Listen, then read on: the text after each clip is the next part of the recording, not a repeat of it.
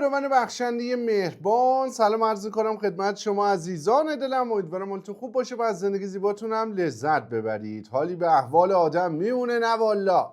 بریم سراغ هفته نامه مجموع آموزشی روز. بنده به عنوان یک برادر کوچکتر و معلم دلسوز همیشه در همه حال و شرایط با تیم نازنین مجموع آموزشی روز حامی شما نازنینان بودیم، هستیم و خواهیم بود تا زمانی که پروردگار مهربان به ما لطف داره، محبت داره، این وظیفه و رسالت خدمت رسانی رو بر دوش ما گذاشته.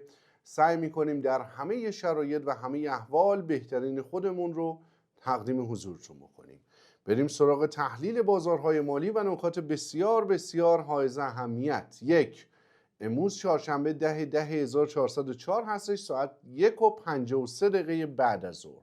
قیمت دلار 138,000 تومنه که میتونیم بگیم تقریبا 10% تا 13% حباب قیمتی داره. اما قیمت دلار شرکت‌های بورسی و شرکت‌های غیر بورسی در تالار دوم امروز 126,000 تومان بوده. این دو تا چیز خیلی مهم رو به شما نازنینان اطلاع رسانی میکنه. یک، احتمال اصلاح دلار زیر 120,000 تومان، زیر 120,000 تومان خیلی کمه، زیر 126,000 تومان هم خیلی کمه و اگر احتمال اصلاحش به گونه‌ای باشه که 10% بیشتر دلار بخواد اصلاح بده، قطعا میتونه موقتی باشه.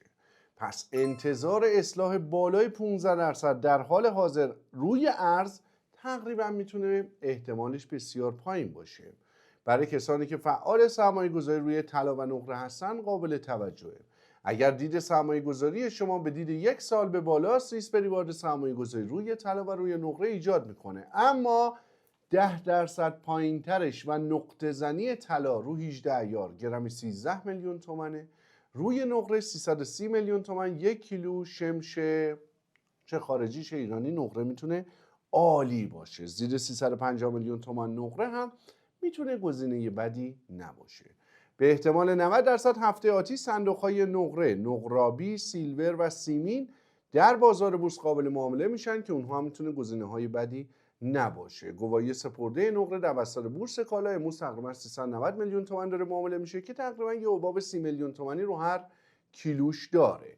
خرید صندوق‌های نقره دیروز تو بستر بورس کالا صورت گرفته که دیروز 1300 میلیارد تومان معامله صورت گرفت. امروز هم احتمالاً پرتقاضا و پر معامله هستش و علت این حباب داشتنش هم تقاضایی هستش که از سمت صندوق‌های نقره داره صورت میگیره.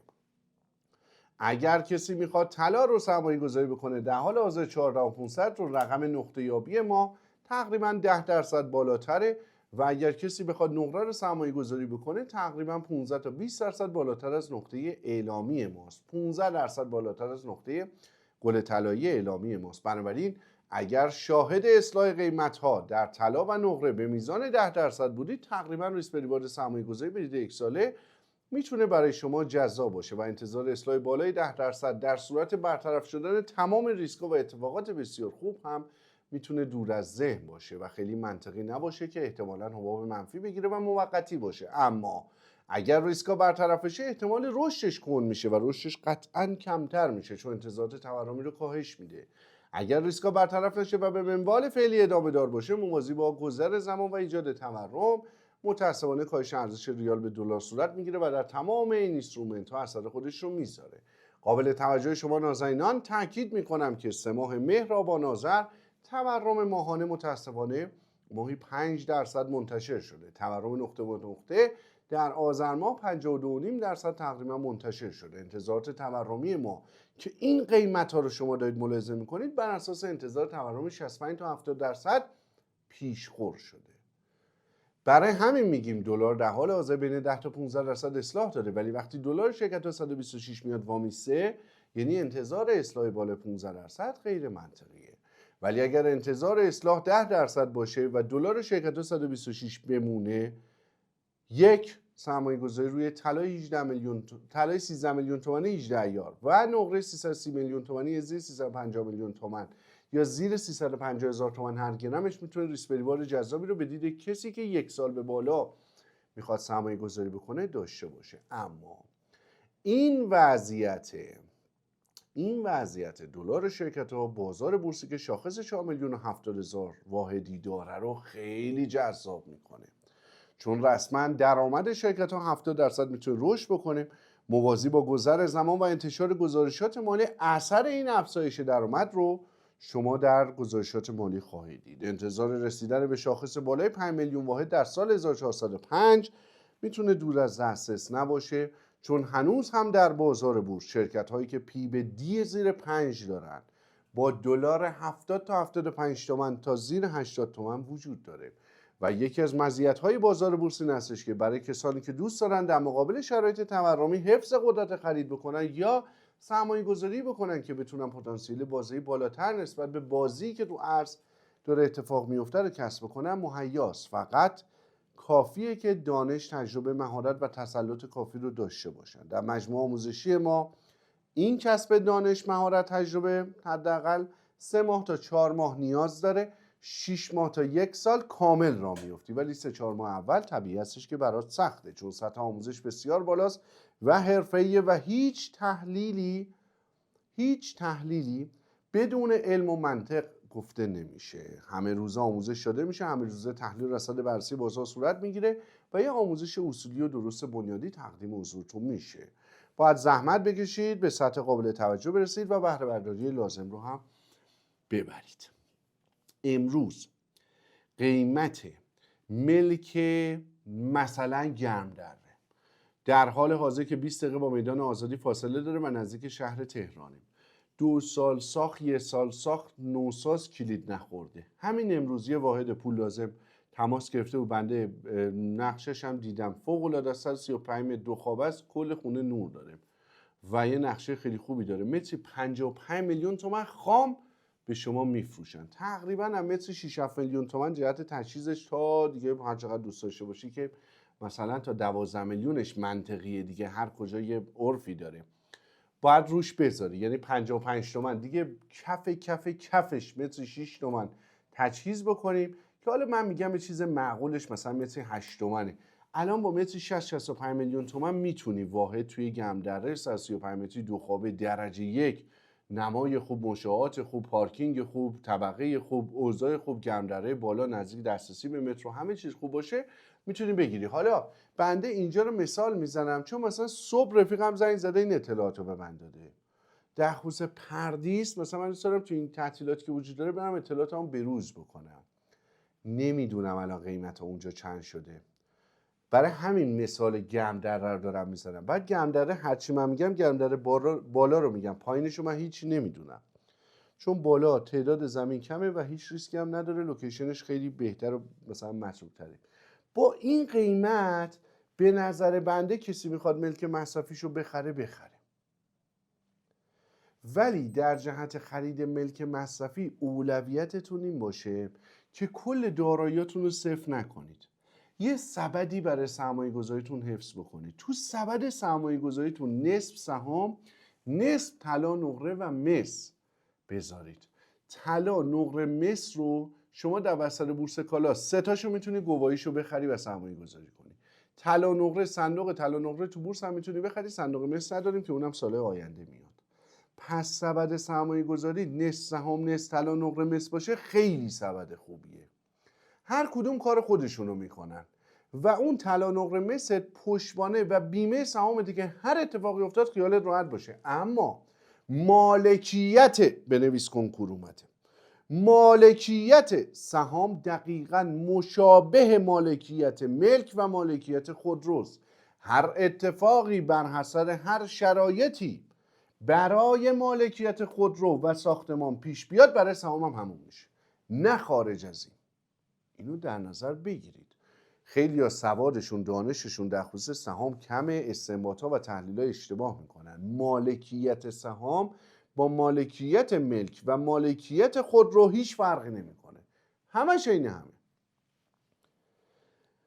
نکته دیگری که وجود داره این هستش که برای اینکه سال 2026 میلادی که به سلامتی فردا میخوایم واردش بشیم که پیشاپیش سال نو میلادی رو به شما نازنینان تبریک عرض میکنم، بخواید بازه خوب داشته باشید بلا شک هر نقطه کره زمین هستی تو بازار بورسش باش. چون سیاست‌های بانک‌های مرکزی میخواد برگرده به قبل از 2020 که برای قبل از کووید 19 رسما 90% کشورهای دنیا در سال 2026 میلادی تمام آثار اقتصادی و مالی که کووید 19 بهشون زده رو حل کردن تو اقتصاد و سیاست‌های پولی مالیشون به احتمال 90% در 90% کشورها برمیگرده. از نظر بنده ریسکای ژئوپلیتیک در سال 2026 به حداقل ممکن در کره زمین میرسه و بازار سهام رکورددار بازدهی در بین تمام بازارهای موازی در 90% لوکیشن‌های کره زمین وجود داره. این قضیه در خصوص بازار بورس خودمون هم صادقه و خیلی جالبه که در حال حاضر با دلار 138 تومن شرکتی که رو دلار 73 تومن با بازگشت سرمایه 5 ساله هست به شما میدن. شما در حال حاضر خودت همون شرکت رو، همون صنعت رو، همون بیزینس رو صفر امروز شروع بکنی 3 سال تا 4 سال طول میکشه فقط به مرحله اول بهره برداری سودآوری برسی. الان شرکت بهت میدن سر و مر و گنده وایستاده سر پاش، از سال اولی که بری مجمع هم سود سهام میگیری.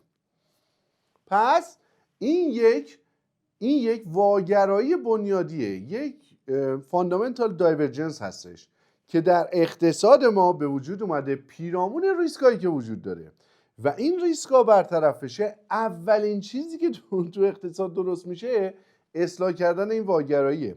یعنی در حال حاضر به من سرمایه گذار شما میگه آقای خسروانی روانی نچسبونی به ما، شما مثلا 2000 میلیارد تومان پول داری، بیا با هم دیگه بریم یه کشاورزی دامداری کشاورزی تأسیس بکنیم، باغداری تأسیس بکنیم. میگم چه کاریه؟ همین الان شرکت از تو بازار بورس به جای 2000 میلیارد 1750 میلیارد تومنه، 380 میلیارد سود میده، هیچ مطالبات نداره و دوره گردش و وصولش زیر 2 ماهه، دارایی خوبیه، پی بی و پی بی خیلی خوبی داره، تقسیم سودش هم معقول 150 تا 180 میلیارد تقسیم سود میکنه. چه کاریه من اینو بیام برم خودم انجام بدم؟ من 2000 میلیارد تومان و 200 میلیارد یه دکمه میزنم میرم با این شریک میشم، 10% مالک شدیم بسمون هم هست. اصلا توجیه نداره من الان بیام شروع کنم این کارو، چون این ارزونتره و زحمتش این کجا با آن کجا. به من میگی آقا شما سرمایه 60,000 میلیارد تومنه، پاشو بیا بریم تو بازار بورس یه پتروشیمی بزن این شکلی کار کن. میگم چه کاریه؟ همین الان ارز اولیه تو بازار بورس اومده، پتروشیمی 52,000 میلیارد امسال 9,000 میلیارد میسازه، مطالبات معقول، دوره وصول گردش معقول، پایین ترین پی بی ای تو کل صنعت پتروشیمی که زیر 10 اصلا پیدا نمی‌کنی، چه در به داغون و مشکل دارش چه درجه یکش. چه کاریه؟ امروز 700 میلیارد معامله شد، دیروز 700 میلیارد معامله شد، پیروز هم 600 میلیارد معامله شد. هر کی 2000 میلیارد تومان داشت راحت میتونه 300 400 میلیاردشو مالک این کارخونه شه. هیچ کاری هم نمیخواد بکنی، زحمتش همه رو عزیزان میکشن، هیئت مدیره و مدیرعامل، شما به نسبت شکمت آب میخوری. اصلا توجیه نداره که شما مثلا به من بگی آقا شما 120,000 میلیارد تومان سرمایه داری، پاشو بیا بریم معدن سنگ آهن برات بخرم توی سایز بالا، شروع کن به تولید سنگ آهن و فولاد و امثاله. میگم عزیز من همین الان تو بازار بورس شما سنگ آهن وجود داره که 1/12 ارزش دلاری 5 سال پیششه. اصلا چه کاریه ما بخوایم این کار رو انجام بدیم؟ اینجا جذب میکنه. یعنی اینو میخوام به شما عرض بکنم، به آنی که ریسک سیستماتیک برچیده بشه سرمایه گذاری پیدا نمی کنی که وارد تولید صفر بشه، چون تو بازار تولیدی هست که ارزون تر و توجیه پذیرتر و راحت تر و بی دردسرتر از تولید صفر باشه و تا زمانی که این قضیه وجود داره قطعاً بازار بورس میتونه محوریت سرمایه گذاری باشه و زمانی سرمایه گذاری صفر آغاز میکنه ننه کار خودش رو که چند تا دلیل داشته باشه. یک، علاقه به این داشته باشه که کسب کار برای خودش باشه، یعنی بخواد خودش 0 تا 100 این کار رو انجام بده، نه بحث 2 تا 4 تای مالی. دو، کاری که میخواد انجام بده در بازار بورس باشه. سه، کاری که میخواد انجام بده با سرمایه‌ای که میخواد انجام بده در بازار بورس براش گرونتر بیفته تا خودش بره شروع کنه این کارو. در غیر این صورت حالت چهارم خیلی نمیتونه مؤدبانه باشه، احتمالاً به جای آسیب زده و یه برخورد جدی با مغزش صورت گرفته. بنابراین این واگرایی بنیادی یک فرصت تغییر و تحول اساسی در زندگی مالی شما میتونه باشه. ولی این مجموعه فقط کار آموزش میکنه، هیچ کار دیگه انجام نمیده. اگر دنبال آموزش و یادگیری هستی و صبرشو داری 3-4 ماه تلاش بکنی به یه حد معقول برسی، 6 ماه تا 1 سال زحمت بکشی به حد قابل قبول برسی، بسم الله. صبرشو نداری، فقط میخوای سرمایه گذاری بکنی، نهادهای مالی و اقتصادی و سرمایه گذاری زی مجموعه سازمان بورس قرارداد سبدگردانی مشاور سرمایه گذاری باهات میبندن، انجام میدن. اینجا نه سبدگردانی نه مشاور سرمایه گذاری انجام نمیشه، توصیه به خرید و فروش هیچ چیزی هم هیچ کجا ارسال نمیشه. فقط تحلیل رصد آموزش درجه 1 و حرفه‌ای تقدیم حضورت میشه. تو هفته‌ای که گذشته نوسان بازار طلا و نوسان بازار بورس وحشتناک بوده. توی بازار بورس دیروز سه‌شنبه سر ریسک سیستماتیک تر صورت گرفت، 7700 میلیارد پول از بازار خارج شد. امروز 1200 میلیارد برگشت. از اون 7700 میلیارد 4250 میلیارد رفت تو صندوق درآمد منتظر اصلاح سهامی که بعید می‌دونم بالای درصد اصلاح بده. مابقیش رفت سر خورد، از بازار رفت بیرون، ترسید از این بازار. تو هفته‌ای که گذشته رکورد ارزش معاملات تو صندوق‌های طلا با رقم بی سابقه 40000 میلیارد تومان صورت گرفت و خروج بی سابقه 3000 میلیارد تومانی در یک روز اتفاق افتاد. صندوق‌های طلا به منفی 10% و با حباب منفی 3-4% در حال معامله بودن که خیلی هاشون دوشنبه رو قیمت طلای جریار 13400 قیمت گذاری می‌شدن. پس بازار و حال و روز در شرایطی است که نوسان چه در طلا چه در نقره تا 450 میلیون معامله شد که امروز 330 میلیون تومان بنده میگم باید بخری، که همین امروز 370 میلیون تومان فیزیکی میتونی بخری، تو بورس کالا هم میتونی بخری. نوسانا وحشتناک. حباب هیچ چیزی رو نخرید. دنبال این باشید که کدوم اینسترومنت نزدیک ارزش واقعیش کفترین حالت ریسک رو داره. به جایی که تو ذهنتون بالاترین بازدهی ملاک تصمیم گیری باشه، کفترین حالت ریسک ملاک بازدهی باشه. 2. پورتفولیوی سرمایه گذاری تشکیل بدید تو تمام انواع طبقات دارایی. بنده یه مثال گرمدره اطراف تهران زدم، ملک مصرفی. شما ویلای مصرفی همین الان با 6 میلیارد تو شمال با زمین 250 متری تو منطقه قابل قبول، منطقه سطح متوسط خوب داره، میتونی این کارو بکنی. ملک مصرفی، زمین برای سرمایه گذاری هنوز هم میتونی استفاده بکنی و بازار شمال کشور هنوز رونق نیفتاده و اتفاقاتی نیفتاده، در حالی که بازار مسکن داخل شهر تهران که بنده اطلاع دارم رونق معاملاتی صورت گرفته و مقداری افزایش قیمت ها رخ داده. متاسفانه هزینه اجاره جلوتر از قیمت مسکن هم دویده و مستاجرین فشار مالی بیشتری رو دارن تجربه میکنن. خرید ملک مصرفی تو اولویتتون باشه و در این شرایط از این امکان استفاده بکنید، چون ملک با دلار 140 تومان قیمت گذاری نشده. بهای ساخت تقریبا به 35 میلیون تومان کف بهای ساخته. قیمت زمین تو اون منطقه رو میگیری، یه سرشکم میکنی، بهای خرید درجه 1 ملکت به دست میاد. مثال عرض میکنم چون این روزها سوال در خصوص خرید ملک مصرفی زیاده. من میخوام برم توی همین گرمدره خونه بخرم. میگم آقا اینجا زمین متری چنده؟ میگه اینجا زمینای 250 متری تا 300 متری متری 100 میلیون تومانه. 300 متری 100 میلیون تومان میشه 30 میلیارد تومان پول زمین. میگم اینجا چقدر میتونی بسازی؟ میگه قانونیش 4 طبقه 2 واحدی میتونی بسازی. 4 طبقه 2 واحدی میتونی بسازی که تقریبا روی هر طبقه 170-80 متر میتونی حساب بکنی. 180 ضرب در 4 720 متر آپارتمان اون تو بسازی، 30 میلیارد تقسیم بر 720 تقریبا متری 50 میلیون تومان سهم از زمینشه. متری 35 میلیون تومان بهای ساختشه، بدون سود سازنده اونجا 85 میلیون تومان تموم میشه. پس این که بهت میگم 55 میلیون تومان کلید نخورده یه سال ساخت نوساز درجه 1 با متری 6-7 تومان تجهیز کنه میارزه متری 20 تومان جلویی. 20 ضرب در 135 یعنی 2 میلیارد و 700 جلویی و این 2 میلیارد و 700 سود شما تو این خریده که بدون سود سازنده است، که اگه سازنده به فرض اینکه بتواند و بخواهد با 30% توجیه بشه که اینو بسازه، قیمت متر 80 تومانی مثلا میفته رو 100 تومن. حالا میگی سازنده با 20% توجیه شده 96 تومن. میگی سازنده با 25% توجیه شده 100 تومن، 30% توجیه شده 106 تومن، 110 تومن، 108 تومن. پس این یه خرید ملک مصرفی درجه یکیه. هم سال ساختش خوبه، هم سند مدارک داره، هم مجوز داره، مصرفت خوبه. 20 دقیقه تا شهر تهران، برگشت اصلا ترافیک از گمدره به بعد رفت طبیعی ترافیک 5 صبح باید بیدار بشی، زودتر بیدار شو، ولی مالک خودت باش تا اینکه داخل شهر بشی. اجاره نشین با یه هزینه بالا. تمام کسانی که مستاجرن و استطاعت خرید 7 میلیارد تومان ملک رو دارن، 5 میلیارد 6 میلیارد اینا، بنده باز تاکید میکنم مثال چون اطلاعاتم دقیق همین 2 ساعت پیشه. شما میگی آقا توی اندیشه مثلا شرایطش بهتره، خب بسم الله اندیشه. میگی تو هشکرد بهتره، من مشکلی ندارم یه مقدار دورتر 1 ساعت و نیم، میگم بسم الله. اینجا 20 دقیقه است، اونجا 1 ساعت و نیمه، مشکل نداری بسم الله. یکی میگه من شرق تهرانم، برام بومهن و رودهن و پردیس بهتره، میگم بسم الله. یکی میگه آقا من اطراف اصفهانم، فولادشهر میخوام ملاک بزنم، 1.800 1.900 قیمت ملک نوسازشه، خب بسم الله. هر کی هر کجا دیگه خودش میدونه. ولی خرید ملک مصرفی جز گزینه‌ای که زیر اون دلاره.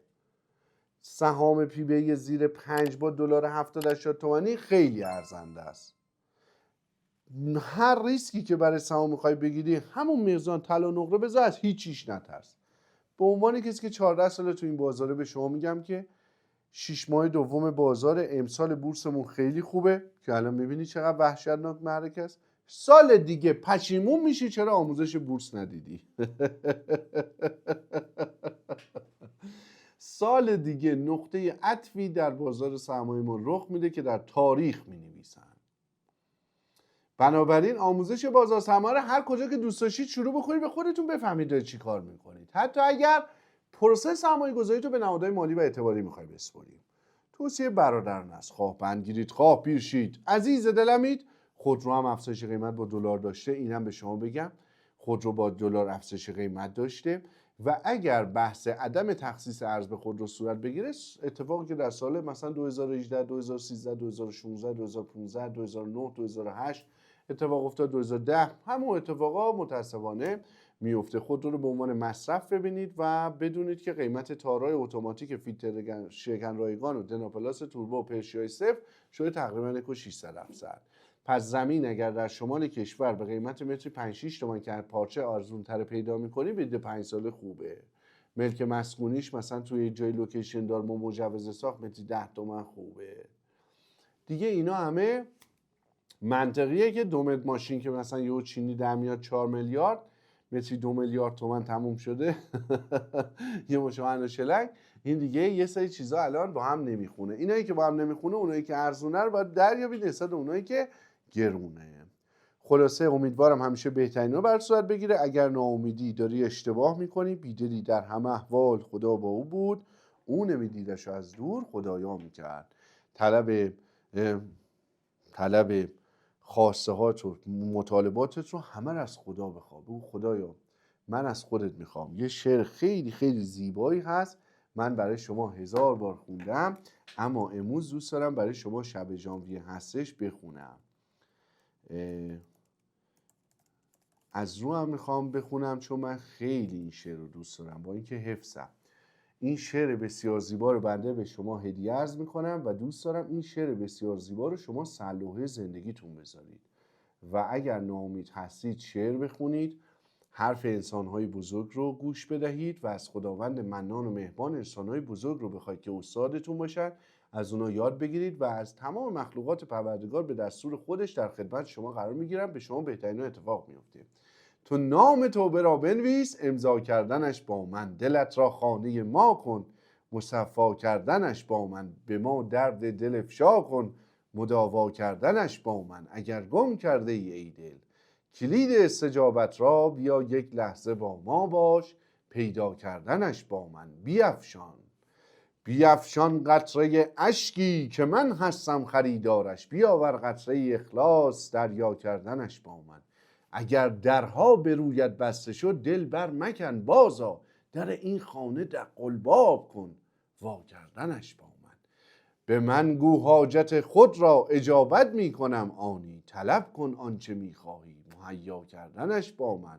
بیا قبل از وقوع مرگ روشن کن حسابت را، بیاور نیک و بد را، جمع و منها کردنش با خسروانی. چو خوردی روزی امروز ما را، شکر نعمت کن غم فردا مخور، تأمین فردا کردنش با من. اگر عمری گنه کردی مشو نومید از رحمت، تو نام توبه را بنویس، امضا کردنش با من. نام توبه، نه توبه نامه، نام توبه را بنویس، امضا کردنش با من. براتون بهترینا رو آرزو میکنم. امیدوار باشید، با خدا باشید، از خدا بخواهید، خودش برای شما بهترینا رو رقم میزنه. عزیزمید، تا هفته‌نامه بعدی مواظب خودتون باشید. به مناسبت روز مرد، سالگرد با سعادت حضرت علی علیه السلام، در شنبه‌ای که میاد به سلامتی، ما مجموعه آموزشی ما از جمعه تا جمعه شرایط ویژه تخفیف ناقابل هم تقدیم حضورتون کرده به مناسبت این روز بسیار زیبا. اگر میخواید دوره‌های آموزشی رو ثبت نام کنید، ثبت بکنید. جمعه این شرایط باز میشه تا جمعه هفته دیگه برای شما وجود داره. پیشاپیش روز مرد رو به شما تبریک عرض میکنم. امیدوارم در زندگیتون نه به یکی، به 10 تا و به 100 تا مرد واقعی داشته باشید. مرد بودن به جنسیت نیست. انسانی که مثل یک مرد بتونی روش حساب بکنی، دوستی که مثل یک مرد بتونی روش حساب بکنی، همسری که مثل یک مرد بتونی روش حساب بکنی، همکاری که مثل یک مرد بتونی روش حساب بکنی.